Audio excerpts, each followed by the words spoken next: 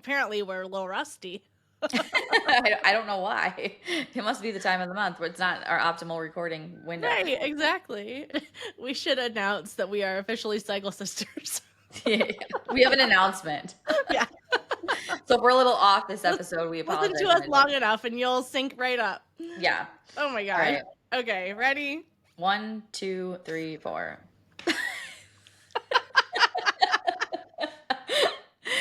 Oh, How do I get more leads?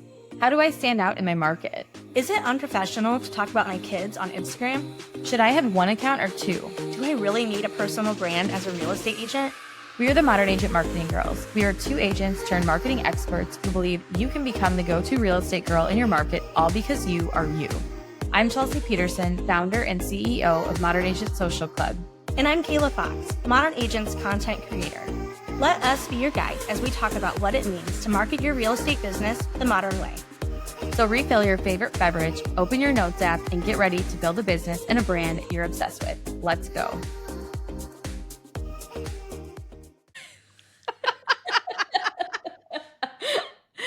oh my God.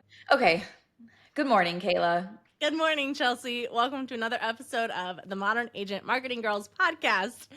We are off to a fun start this morning. I saw this reel recently that the girl was saying, like, when you match someone energetically, you wear the same color without planning it. Yeah. And that's probably partially why, but me and you always match. So right now I had on a light gray shirt and then I switched it because I had this necklace on and there were buttons and I didn't want it to clash. So I'm like, I'll just put the dark one on. That's And so you're funny. wearing gray too. Gray with black sweater. And I actually thought to myself, I had another black shirt I was gonna wear, and then I thought, no, we always wear like bright colors on here, but I think because it's like a gloomy day, I was like, no, I'll just put on my black sweater with it. And then you hop on and I'm like, of course. That's so funny. So today we are going to talk about listings, not only how to promote your listings and like creative listing ideas, but also like how to get them in the first place. So we were in Lake Tahoe this last week with Mark's family, and his cousin and her husband have an amazing house on the lake. Like I've been to a few places around Lake Tahoe, whether it be a restaurant, a hotel, an Airbnb, a house, whatever. And their house is just like 10 out of 10, perfect view. Like they have a humongous window in their living room that just, you can see the whole lake. It looks like glass. It's just amazing. Well, they were telling us a story that when they looked at it originally, they bought it 15 years ago. Their kids were 8 and 10. And they're like, I'm so glad I didn't listen to them, because they were like, this house is ugly. Like the carpet is so ugly. I don't want this in my room, whatever. And they were like, well, good thing the carpet can easily change, but whatever. So now this house is worth like a crazy amount of money, like compared to what they bought it for originally. And like, thank God they didn't buy it. They didn't not buy it because of the carpet, but that always brings to mind all the potential you have when you have a listing, whether it is pristine and fully remodeled or it has a ton of hidden potential. There's just so much opportunity for you to show other people, your followers, whoever, like how you can market a house. Walking into a house and seeing the potential, think about how many houses agents walk through every week. Like, think about how much time we spend scouring the internet for like listings and inspiration and all of that. So it's easy for us to walk into a place that might have horrible paint colors or might have terrible carpet, but we see, oh, if you just do this, this, and this, it's going to totally change the place. Well, especially now with pricing and affordability being more of a struggle, I think it's more important than ever.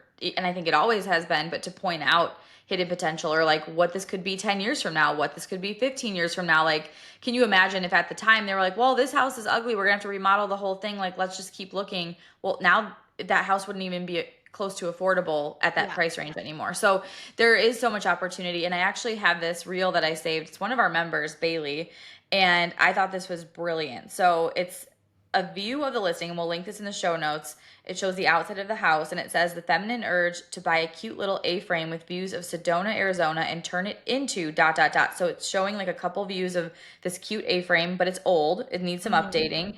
And then it turns into the moody Pinterest cabin of your dreams. And she's literally taking, I'm showing YouTube, she's taking pictures from Pinterest of a remodeled A-frame and showing the people what it could turn into. So like, thinking through, and it got pretty good engagement. It had 31 shares, which is a lot for, I think, a real estate listing style post. Like, I don't know about you, but if you look at anyone who posts like a just listed post, there's probably no shares in that little airplane icon. So I thought that was a really creative way to spin it and something you could really do with your listings. You don't have to have a listing to show how good you are at that, you know? And so I think that's what the first thing that like I think we should dive into is like, first of all, let's just pretend that someone's listening right now and they have no upcoming listings, but they really want some, like some of the things that they could be doing. I've gotten a couple Marketing Therapy Thursday questions, which if you're listening and you don't know what we're talking about, every Thursday on our Modern Agent Social Club account, we will either Chelsea or I will get on and we will just like take anyone's marketing questions and we'll do like reel audits or Instagram bio audits or give you like suggestions for like your email club names and all of these things. So we really take the time to like actually look at your profile, give you like personalized advice. So follow us at Modern Agent Social Club and look at our stories on Thursdays. Okay, so if you are like, okay, I need some listings, or I want, maybe you're mostly like a buyer's agent and you want to switch to listings or whatever. Here's a couple ideas for you. First of all, offering just home equity analysis in your stories. I think sometimes people think when they work with an agent, they work with you and they're ready to buy or sell. But there's so much that can be done before that. And we know that. Like, we know that we can help you with a home search, and we can help you connect with a lender and all of those things. But I don't think the general public knows that. And it is our job to let them know. So an example would be to get on your stories and talk about like how you are maybe helping someone else with their like just letting them see how much equity they have. You ran some comps for them in the area. You can tell them like a couple of things that you considered, and then you are able to tell them like what their home was currently worth. And then at the end of that, you can just say like, hey, if you're curious what your home is worth, I can do this for you too. It's totally free. Message me here. So Chelsea, can you like explain how you like really leverage this in the members group? Yeah, so I wrote 3 different email scripts for another great way to do this would be to email your database and say like, hey, here's something that's an option for you if you own a home. Knowing how much equity you have is important. Here's why. So it kind of goes through that, but there's 3 different scripts, and they're like one of them was like, use this one if you want to make it related to the new year. Well, now it's not the new year anymore. So then the next one says, use this one if you want to focus on the people holding on to their low interest rate. And then the third one is, use this one if you want to be short to the point and tell people how you can help. So it's basically going through like your home equity equals your current market value minus what you owe on your mortgage. And here's how that information can help you as a homeowner. So you're not saying like, you only need to know this if you're ready to sell, but sometimes just having that information available in their head helps them be aware of their options. So basically what I'm getting at is yes, you can use those with your database, but what else you can use them with is what I would do if I wanted more listings is once a week, and this is if you're on your stories enough. If you only are on your stories 1 day a week, then you probably shouldn't do this once a week. But if you're using stories in that modern agent way and you're bringing people throughout your day and you're, sharing behind the scenes of your life, all the things, once a week, I would pick like maybe just in your head, no one needs to know that you do this every Tuesday, but for you, it's every Tuesday. Like use a script like that, but like sit down, have your cup of coffee and be like, hey, happy Friday. I wanted to share this story with you today. Or you'll basically bring that script to life through your stories as if you're just having a casual conversation. And you could like chop that script up like 15 different ways and just use like a little excerpt, or you could tell the story of the person who would have like thought they had way less equity than they really did. So anyways, you're basically getting on your stories, talking through the home equity angle. And then you're going to pop in that question sticker box. Like, are you interested in knowing how much equity you have? Or just a poll sticker, like, yes, I am curious, or no, thanks, I'm good. And then if anyone says yes, like obviously reach out to them and follow up with them, get more information and put together a report for them. So I'm actually putting together like a little Canva template where you can plug in the actual home equity report details for that person if you want to send them like a pretty report. So that's going to be available to members super soon, probably by the time this episode airs, because we're pretty far ahead. But that's like one really easy value driven way that's not filling your feed with real estate graphics. That's going to help people who might just be thinking about that say like, yep, that's me, and raise their hand to receive that information. Another way that I've got is to highlight neighborhoods, which we've mentioned this on several episodes. But if there are certain neighborhoods in your community that you either have like a lot of people in your sphere that want to move there, or if it's like kind of becoming like a hot neighborhood that people are asking a lot about or whatever, like take the time to highlight like either different listings in that area, or even just like driving through and highlighting it and having that be part of like local B-roll and stuff that you do. Like there's so much that you can do even if you don't have a listing, where you could show like, I know a lot about this area. Like I'm very knowledgeable. I'm aware of what things are selling for. I'm aware of what buyers are looking for in this area, and like I can help you. When you're the expert of that city, you're going to be the agent people think of in that city. Here's an example. I wrote this down from one of our pieces of content. It says, if I wanted to live in the suburbs right outside of city name where I could still walk to my favorite coffee shop each morning, here's where I would look.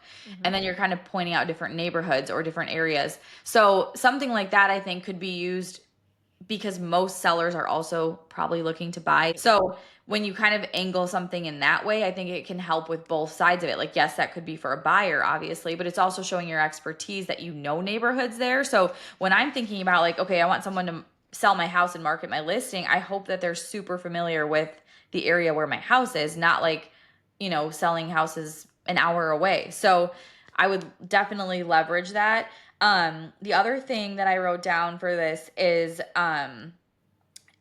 well, first of all, getting your face on camera when you do talk about these things, like how I mentioned having your cup of coffee, casual chat on Instagram, your face on camera builds trust. No one's going to hire you to sell their house from a graphic. So kind of taking some of the things we're talking about today, but like putting yourself on camera with that topic. So another one I wrote down, these are kind of like mindset shifting pieces of content that will really make it look like you know what you're doing. It's not just like, we kind of talk about this, like it's not just about 3 ways to sell your house or 3 things you need to sell your house. Like that's okay content, but you almost want someone to be like, oh, like I never thought of it that way. 100%. And now I'm so locked into you that I need to know more. And I feel like you're the one that's going to be able to do this the best. So I wrote down a couple from our content. More open houses won't fix your sale listing. Here's what will. Like, you're showing your marketing strategy by sharing something like that, but doing it with your face on camera, I think would just make it more powerful. Another one I wrote down is the one time saving trick I recommend to sellers as a city name real estate agent. Why would you not want to read that if you're even remotely thinking about selling your house? So again, even if I'm not selling my house, I want to know the answers to both of those. Another thing that they could do is they could create some kind of listing guide or staging guide or decluttering checklist, any of those things, which we offer all of those things to our members in different capacities. You don't need to give them a step-by-step guide with every single piece of the transaction laid out in front of them as a freebie, okay? Like that is so much more of something that you give to someone at like a mini consult. But giving them some kind of guide, whether it's just like a staging checklist or like questions to ask yourself before you're ready to sell or whatever. And maybe at the end of that, say like, would you like a free home equity analysis? Something that's bite-sized, easy to consume, kind of gives them a quick win, especially if it's like a decluttering checklist. Those give people a quick win, and it does position you as an expert. And when you offer some kind of guide like that, especially if it's like through a landing page or whatever, you get them on your email list, you get to grow your database with that, and then continue to nurture that relationship and position yourself as the expert. One of my favorite angles of this is, and this is really like not even house prepping, it's more like once your house is listed, but like a showing prep checklist. It's simple, it's easy, it's very applicable to when their house is actually on the market. So when someone asks to receive it, you know that they're probably really heavily thinking about selling, but also it's a really great piece of information. But that doesn't really help them. Like they're still gonna need you to price their home, to market it, to position it in the best way possible, to like do all the other things, right? So you're giving them this really great piece of information that's going to be so helpful when they're preparing for a showing and make it easier and save them time and all the things, but they still need you for the other pieces. And I think sometimes we try to give someone everything so they think like, oh my gosh, they do all this work, that's crazy. But sometimes that can backfire because they're like, it's the overwhelm beyond implementation, like we'll circle back to this in 5 years. So instead, can we give them something like that that's like very tangible, very doable, and make them think like, okay, I felt like she gave me a lot of value, like this was really helpful, I want to know more, or I want to take the next step. I'll use the hairstylist example again. I think again, because we are so in the weeds with real estate, like we know all the things and nothing that we are saying is overwhelming to us because it's just part of our everyday language and we talk about it. Our clients do not feel that way, And so like the same thing as like if you went to your hairstylist and you showed her a picture from Pinterest and said like, I really like this look. And she, instead of saying like, okay, like we can do that. And maybe she'll say, this might take 2 processes, but we can get you there, what if she instead said like, okay, well, right now you are currently at level 2. And like, in order to get you here, we're going to need to lift it here, but I'm going to need to use this kind of bleach, but then I'm going to need this kind of toner, but then also that, like, you're going to sit there and be like, oh my gosh, maybe I don't need this at all. Maybe just do me a trim. Like, it's going to feel like way too much. But if she just said like, sure, no problem. Here's what you can expect for today's process. Like, the end, and then get to talking about all the good stuff. You're going to see, first of all, not only did she make it simple for you to understand, but she was very confident. Like, she was like, oh, I know exactly what I'm doing. You came to the right place. I have no questions about this, you know, and whatnot. And so I think we need to adapt that same mentality for real estate and for our clients. And can I share a fun spin that I just read about that I love the idea of for a listing? So this is not necessarily applicable to a listing, but I read it in Hannah Brencher's email and I'm like, I need to like weave this into marketing in some way because it's just such a fun way to think about it. But Hannah Brencher talks about routines a lot, but she does a turn down service in the evening. So she says she used to do it at different times. Now she does it at like 4:00, so before dinner. So she kind of like goes through, picks up her house, closes the blinds, lights a candle, kind of like, have you ever had turn down service at a hotel where they like prep your room?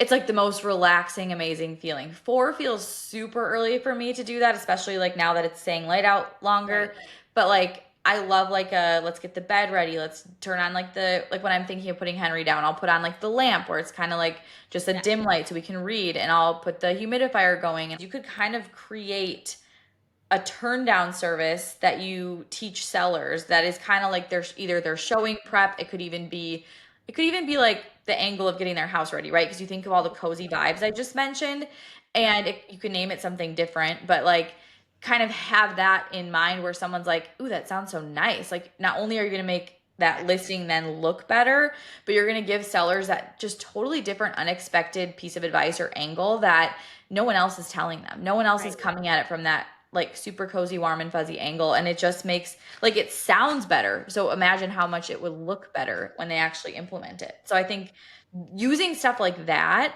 and talking about it all the time. So like if you do decide to do something along those lines, like talk about it all, like every week, do a different piece of content that kind of weaves that in. And it could even you simply doing it in your stories. Like, I'm doing my nightly turn down service. I help my sellers figure this out for their listings. Like just that simple little add-on. It doesn't make your stories boring. It makes them want to watch it. It has that cozy vibe.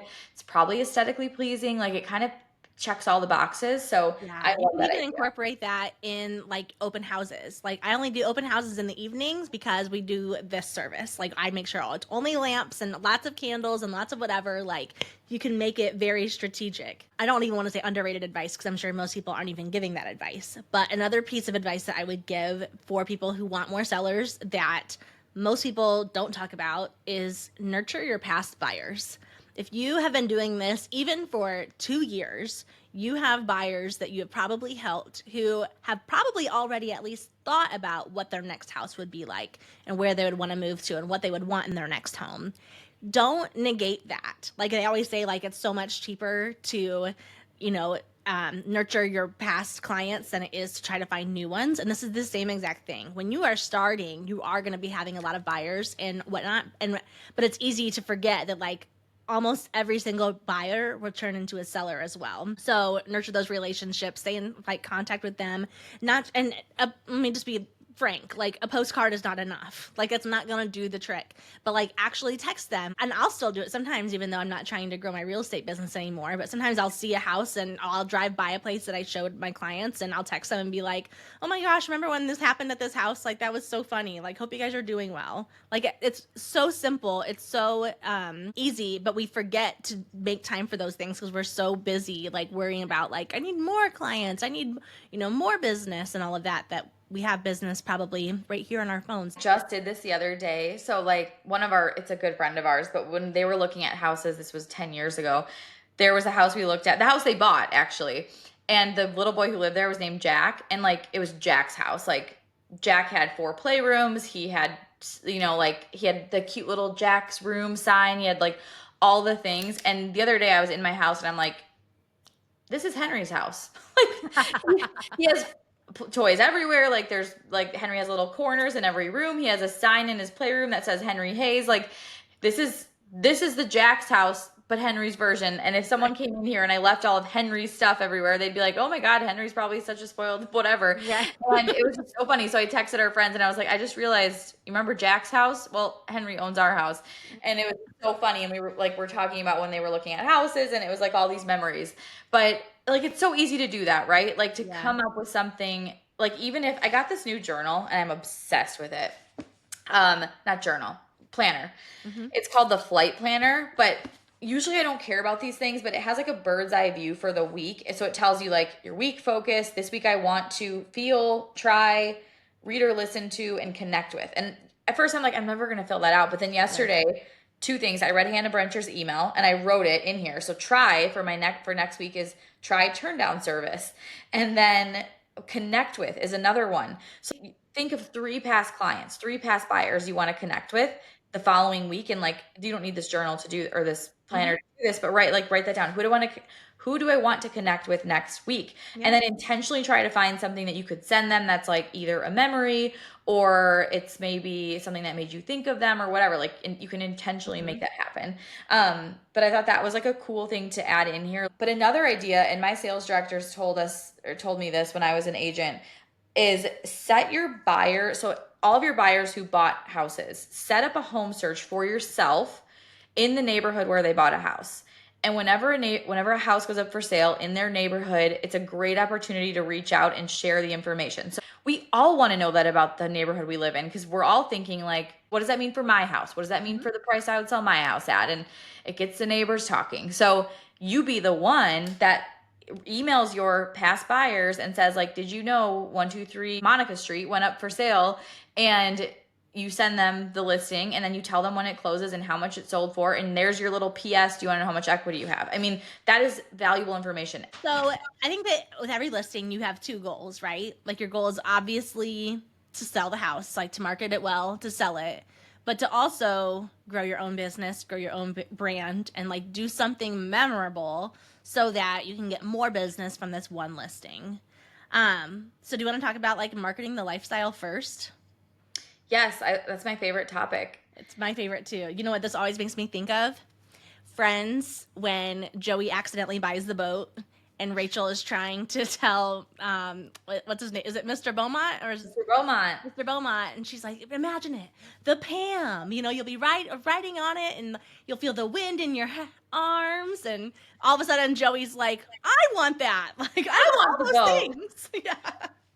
But it's like that right there is marketing the lifestyle. Like she didn't just say like, well, it is a great value and like you'll be able to use it a lot. It's like, this is what. And your she life didn't looks like. say it has this much horsepower. Here's how fast it goes. Here's the wheel. Here's the.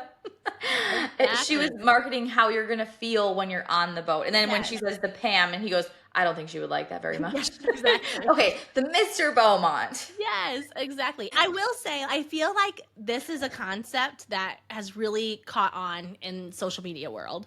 I feel like a lot of agents, even if they don't typically market themselves in a modern way, they are understanding the value of marketing the lifestyle. But like, what are things that our people can consider to be better than them? Like we want our listeners to be even better than everybody else out there. Where would you start? This is like a really simple, funny one. But I was at my friend's house for our movie club a couple weeks ago, and they have a really nice theater room, and it has like the stadium seating, and it has the screen with like lights around it, and it's just really, really nice. And I sold them that house, and she was telling our other friend who's like a newer, she's my friend and now they're friends too. So she's like a newer friend, and she was telling her like, oh, when we bought this house, like we came down here and we weren't even expecting this room like from the listing. And there was a movie playing and they had popcorn going and they had the surround sound on and the light was dim. And she was like, I want this house. Right.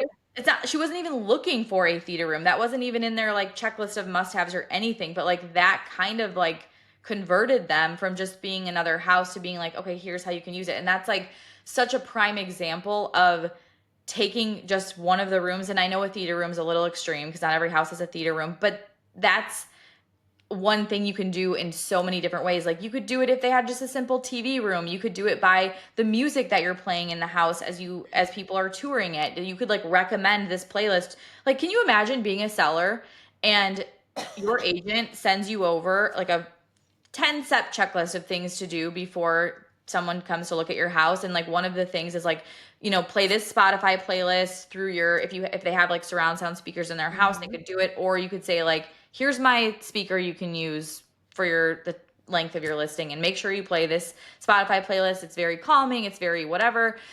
Or you can do it through lighting, through candles. You can pick a cozy corner, you could pick the cozy, like it's basically just about pulling that lifestyle out so someone sees it. And some people go extreme where they're like, I think this is kind of cheesy, kind of funny. Like another house we looked at with my friends that bought Jack's house. They had like empty champagne glasses and like fake grapes on the bathtub tray. Oh, yeah. And like, I could go either way with that. I would almost either go all in on the scene, or I would like, you know, like it looks kind of silly, but there's little things you can do that would make it like, almost to me, the sound element is really important and the lighting element. And so maybe I would light a candle right there, or a bottle of champagne, you know, rather than empty glasses. But yeah, but there are little things. Yeah, like Mm-hmm. we've talked before about like the flamingo floaty in a pool, or like have the hot tub open and like have like music on out there. When we sold our last house, it was so annoying because I would like, I mean, keep in mind, our kids were little. Like Luke was like not even a year old yet. And I'm like hustling to get all the kids out and grab the dog, get all of our stuff, load it in the car. Brett is over there at the train table setting up different scenes. And I'm like, what are you doing? But we had showings for like a week, and every one of those agents commented that the people's kid liked that, and they played with the trains, and we would come home and see that things were messed with. And then the people who ended up buying it like had kids, and they're like, oh yeah, they played with that while we looked around the house or whatever. So he was like so proud of himself, and he's like, I'm helping. And I'm like, you're actually not. You're actually not helping.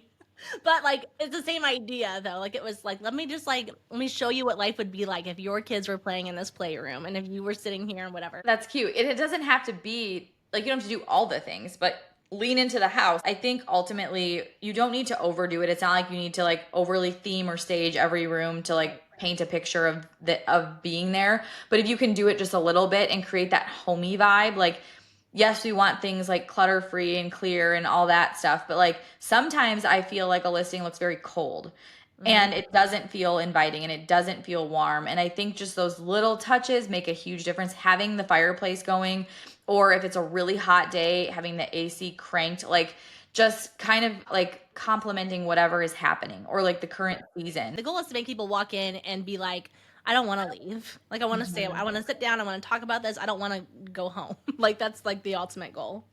Right. So how do we take that and spin it into social media marketing, or like marketing your actual listing? Because like those are some of the obviously in-person things, but then what would you do on your Instagram stories, in a reel, in a piece of content that are more than the just listed, that doesn't help at all? Yeah.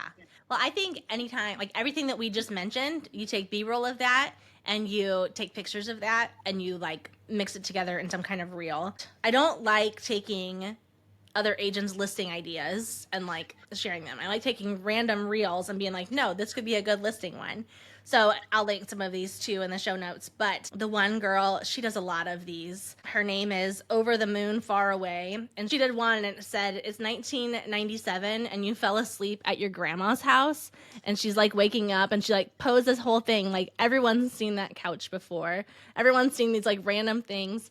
But I just thought like, okay, like if let's say you're marketing a house that's not super cool, that's like really dated, you could do something even like that, like bring back the nostalgia of like, hey, like there's actually a lot of like nostalgia here and everyone remembers this pattern or everyone remembers this wallpaper or whatever.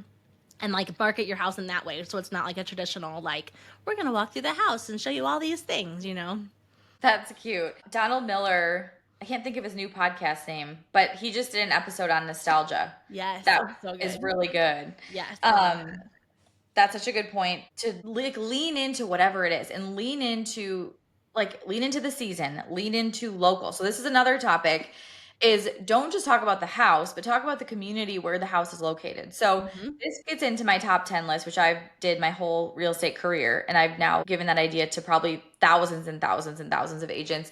But have a top 10 list that your sellers fill out, because what's going to happen is they're going to tell you things that you never would have otherwise known. So when we sold our house, I'm on my top 10 list, I put that our subdivision has the best trick-or-treating. And I know I've told this story, sorry.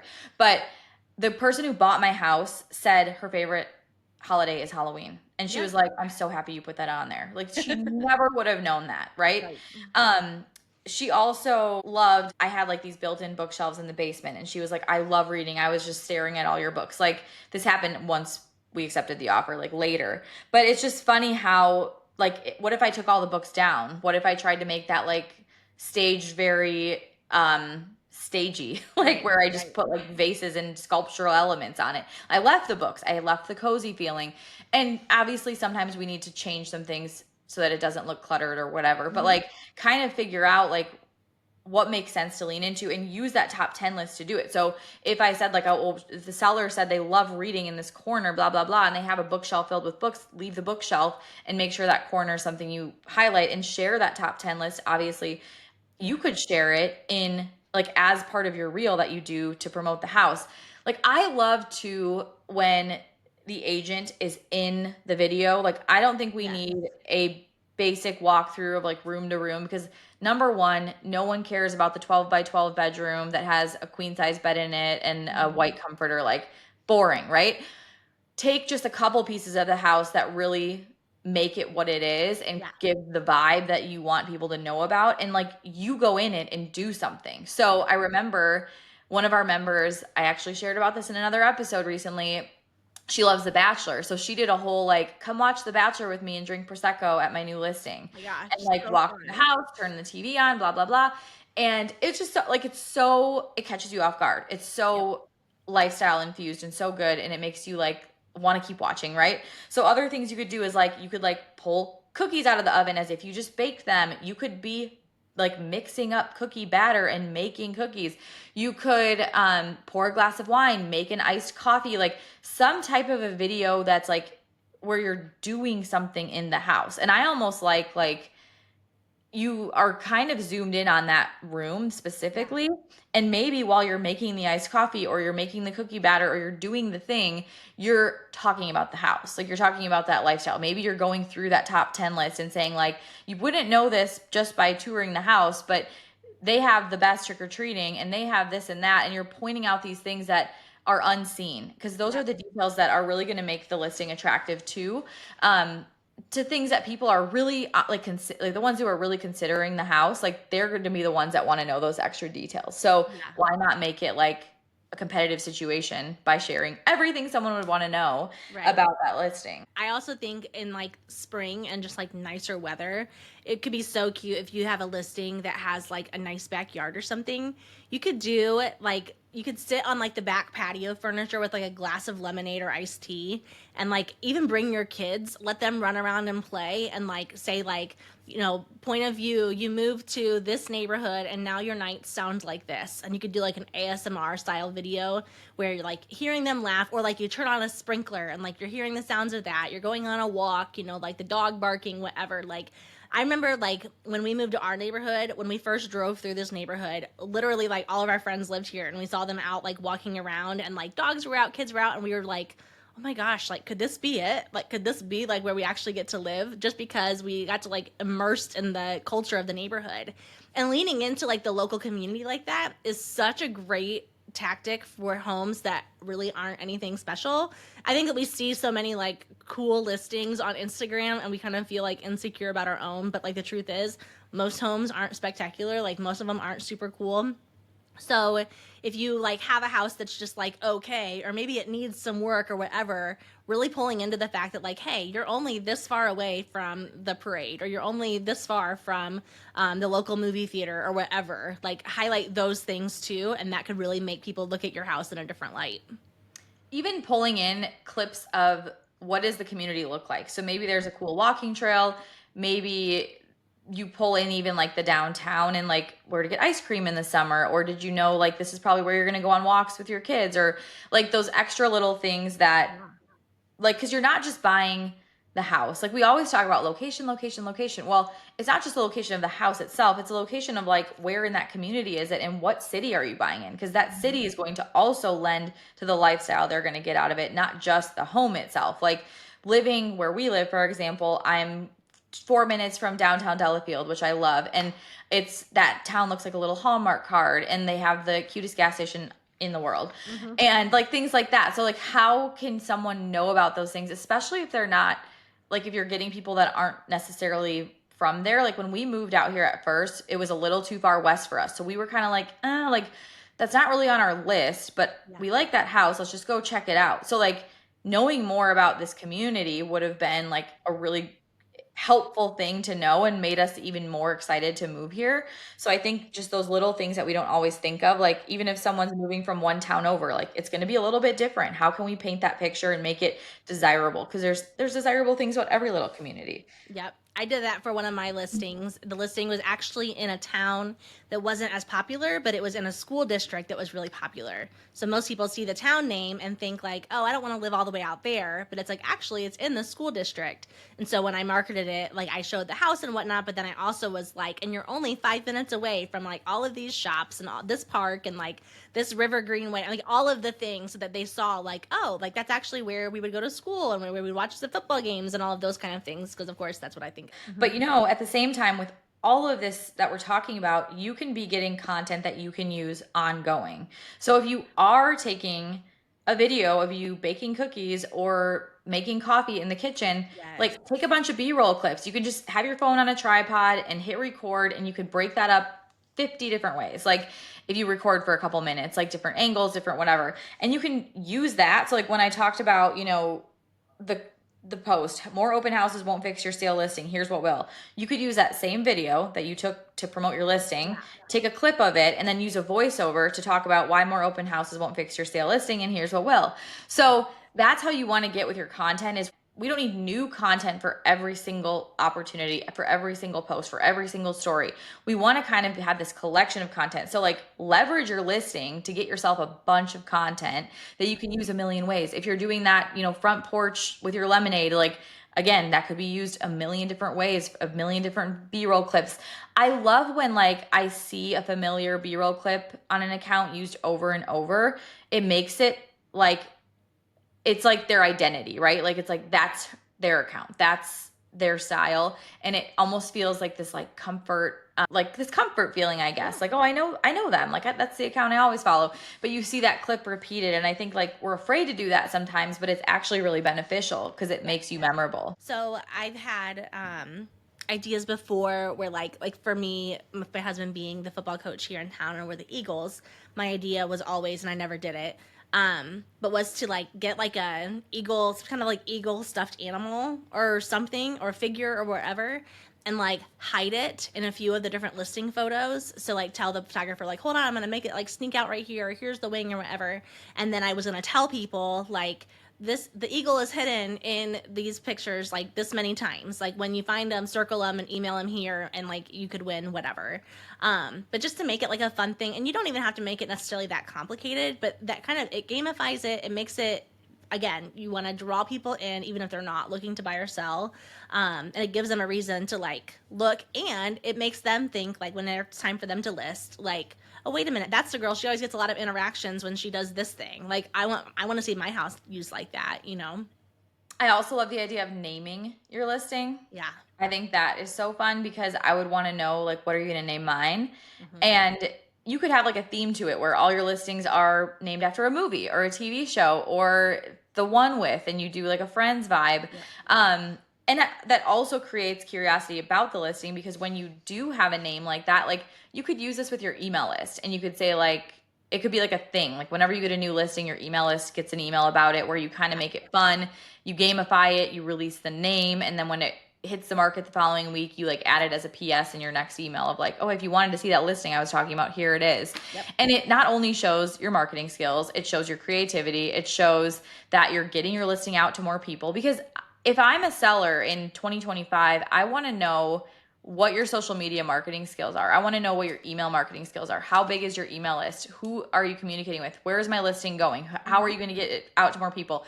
Here's a question I have. So this is like, kind of a controversial topic of like agents using other agents' listings to do their marketing. And I can see it both ways, but there was a post in a Facebook group that I saw recently, and it was saying like an agent, shared my listing on Instagram and it's not theirs. And they did like say that it wasn't, they like put listed by whoever, but this agent was mad and they said like, what are your thoughts on this? And like the comments were honestly like probably 70-30. 70% of people were like, they're marketing your listing, why do you care? Like if you're going to get it in front of more eyeballs, you should be happy about that. The 30% was like, get your own listings, like why are you doing that? So there are certainly agents who don't agree with that. So I kind of see both sides. I'm like Switzerland in the topic.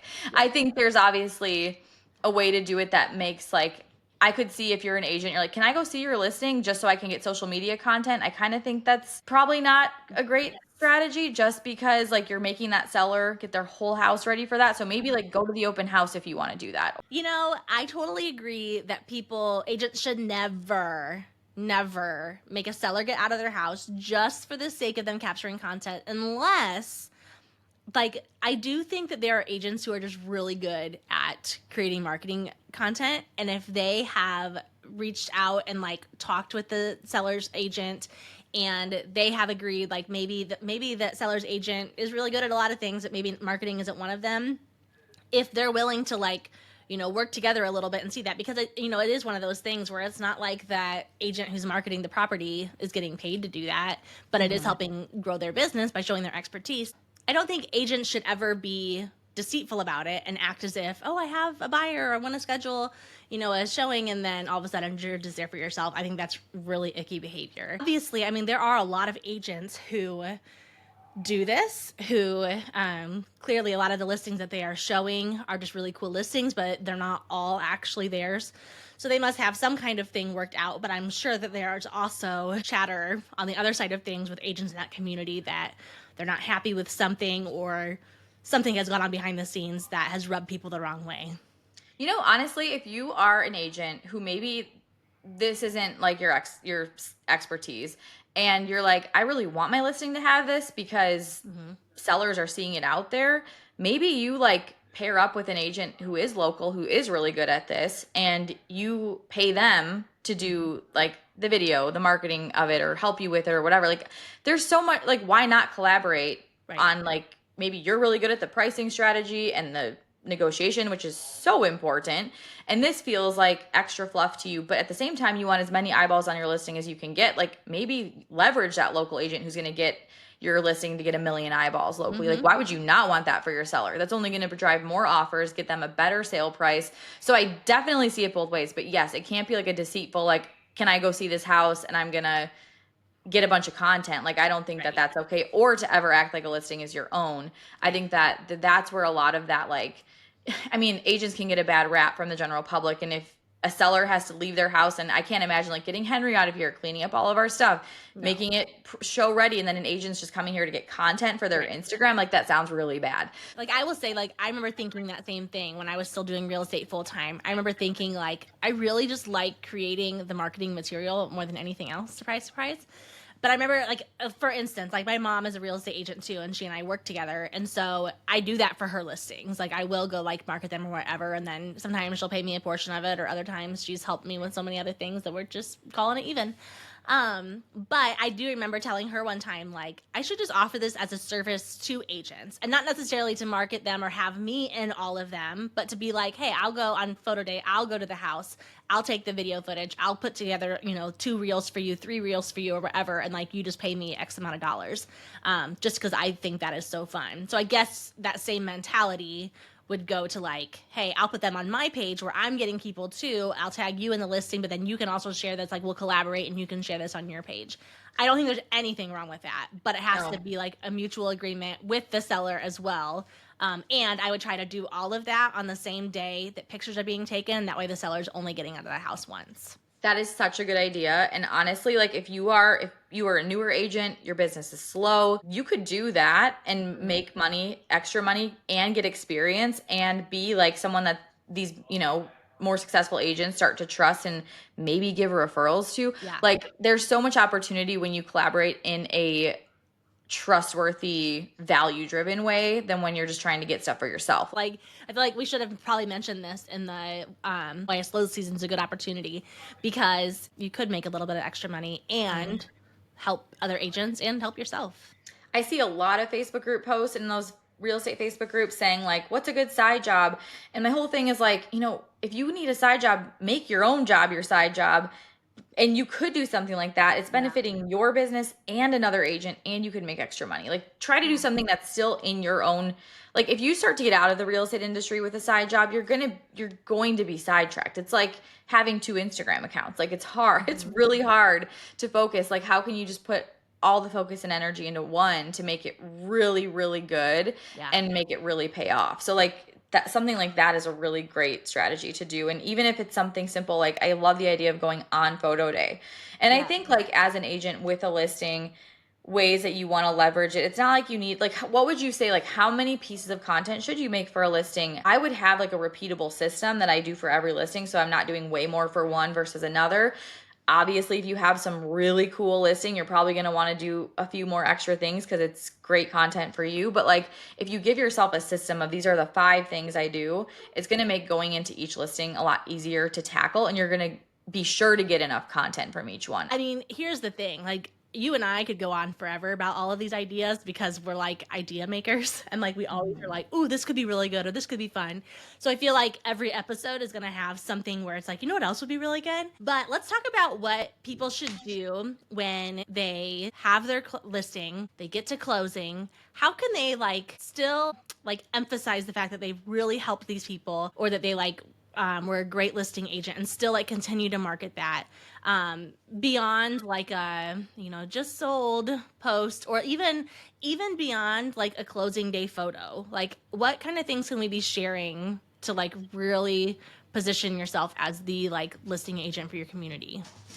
I would try to take one story from that transaction, one thing that happened, one result you help them get, and pull it out and use it on repeats. This is where you're getting like strategically consistent and repeating that message, even though you feel like you already told that story. The more you tell that story, the more people are going to remember that story. And you can tell it in a million different angles, right? It could be like part of a reel. It could be a voiceover. It could be an example you use. It could be a story in an email. But I think like when you have that, like I kind of tell that story of like Taylor using The Bachelor as one of her things that helps her connect with people.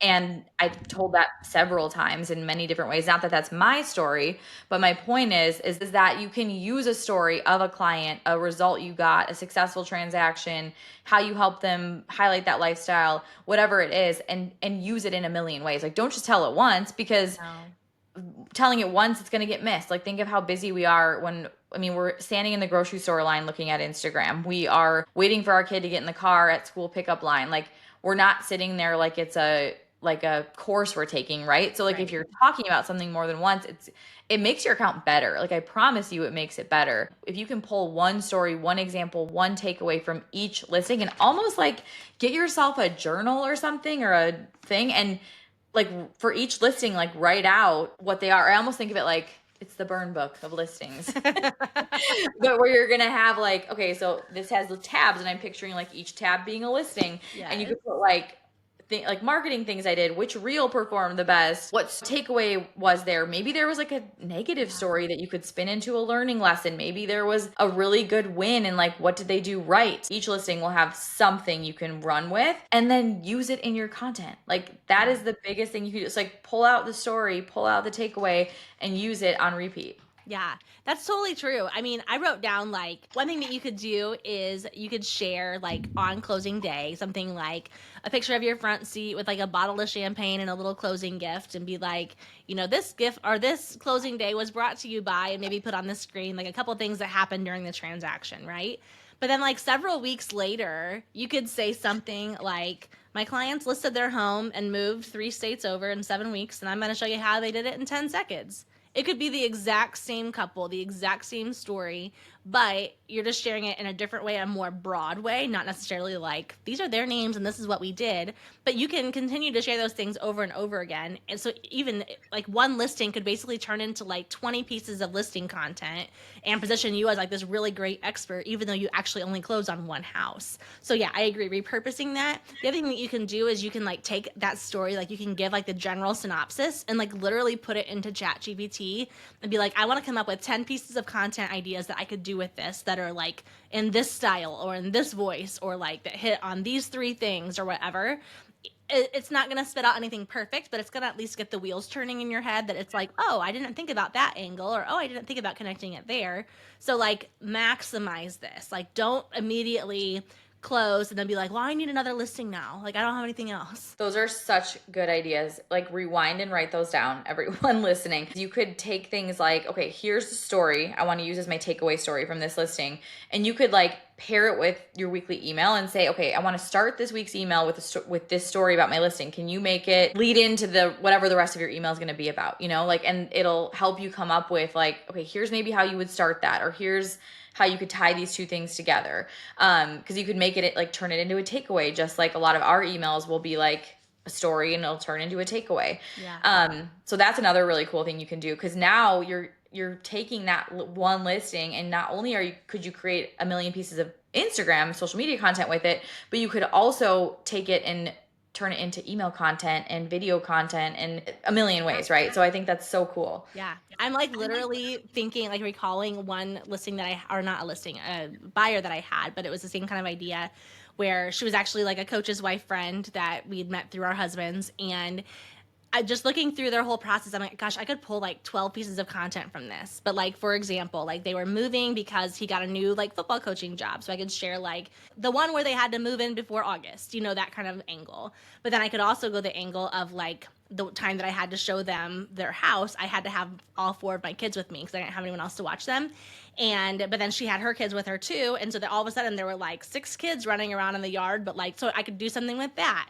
When we went to their house, there was a dead owl in their backyard. Oh. And it was like, so I could start a story by being like, should you buy a house when there's a dead animal in the backyard? Like, read to find out. You know what I mean? Like, I could tell their same story over and over again, but with different hooks. So, like, take a journal or like a Google Doc, write down what happened, write down as many details as you can remember, and then pull like 5 hooks from that. Like, what are 5 different angles you could go from there? And then put all of those in a ChatGPT. I mean, the possibilities are endless. I feel like my brain is like spinning right now. We have a million ideas spinning in our heads. You guys probably have a million ideas spinning in yours. Let's kind of go through like a summary of takeaways. And we covered a lot, but I guess starting with getting more listings. If you want to be like, that's what we talked about first. If you want to be noticed by more sellers, you need to talk more about your listing process. You need to talk more about things like the home equity report, sending the neighborhood listings to your to your past buyers, things like that, and then nurturing them through that. Having a lead magnet or some type of a free resource that someone can request that shares a bite-sized piece of your process with a quick takeaway. Obviously, we gave like a ton of ideas there, but really like leaning into local, not showing the entire listing in one sitting. And, we kind of talked about like, how many pieces of content should you make for each thing? My rule was kind of like 1 a week, but to take as much footage as you can, and maybe you only need 1 because then it goes under contract. Maybe you need 4 weeks worth, or maybe you need to go back. But take more footage than what you know what to do with, and then you can use those pieces in so many different ways. And then lastly, definitely repurpose all this content to not only get more listings, but to tell stories, show your expertise, get your face on camera with it, because that's the trust building component that most people are missing. That's going to take that listing into getting you another listing because they like you, trust you, like your advice, like your style. That's a big part of that too. So don't forget to include yourself in all of this. It can't just be about the house, because a million people are out there selling houses. Why are they going to pick you? Exactly. So I think that about covers it. I know. I loved it. I hope that you guys all get so many listings you don't even know what to do with them. And if you guys like want more ideas or want more episodes like this, let us know, because this is super fun for us. I loved it so much. You know what I think of? This is actually like a psychology thing. When there's a bunch of people in line for a place, you like want to get in that line over the one that's dead. Or you're almost like, what's wrong with that other one? Like, you want your listing to be the one everyone's lining up for. And when that happens, you're going to be the agent everyone's lining up for. So like, don't sleep on your listing marketing opportunities, because they are endless, and they're going to be so much better than any kind of cold lead you could ever get that knows nothing about all these things that you're doing. It's going to be the people that are like, I want you to do that for me. Yeah. Create the hype, and then we will be your hype girls rooting you on. Well, thank you guys for listening. We will see you next Tuesday. Bye. I'm so glad we got to hang out today. If you're as sad as I am that our time is up, I've got good news. There are a couple of different ways we can keep the conversation going. First, follow us on Instagram at Modern Agent Marketing Girls and introduce yourself in the DMs. Also, we always have a free Modern Agent resource available, so check out today's show notes for the goods. And finally, hang out with other go-to real estate girls like you and finally create a marketing plan that works when you join Modern Agent Social Club. All the details are in today's notes. XOXO, the Marketing Girls.